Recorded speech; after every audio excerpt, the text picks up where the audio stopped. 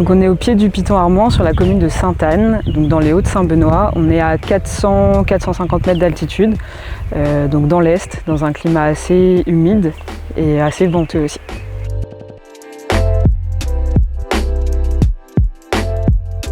Alors j'ai 8000 m², majoritairement en verger de mandarines, clémentines, donc verger d'agrumes.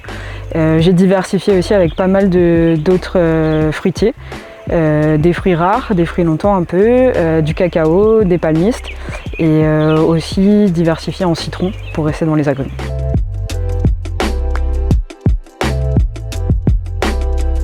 Par conviction, ça c'était sûr, je ne me voyais pas produire autrement que comme ça. C'est produire durablement et faire les choses bien en respectant la nature, en respectant les cycles.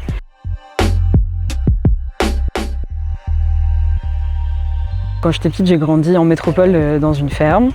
Ensuite, il a arrêté. Après, moi-même, j'ai fait des études d'ingénieur agronome spécialisé pour travailler dans les zones tropicales.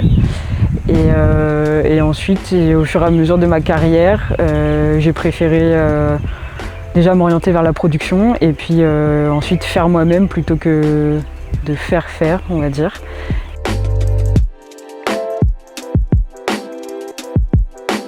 Alors la variété principale que j'ai ici, c'est la mandarine Zanzibar. J'ai aussi des clémentines et d'autres variétés de croisement un peu entre orange, clémentine et mandarine. Il faut savoir que c'est des arbres qui sont productifs toute l'année. Donc ça ne va pas être par exemple comme des litchis ou des longanies qui vont fleurir et donner 2-3 mois plus tard. Niveau ravageur, on a pas mal de mouches des fruits. Après, vu que c'est quand même une culture qui donne en hiver, on a moins de pression que sur d'autres cultures qui sortent en été.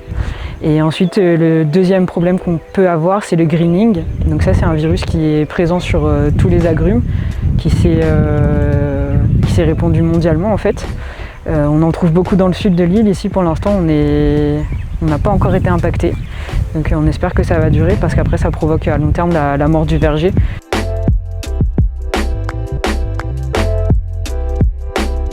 L'intérêt d'avoir une coopérative bio, c'est déjà de fédérer tous les producteurs parce qu'on est beaucoup à avoir, je pense comme moi, des petites surfaces ou aussi beaucoup de travail avec pas forcément de capacité de vente derrière.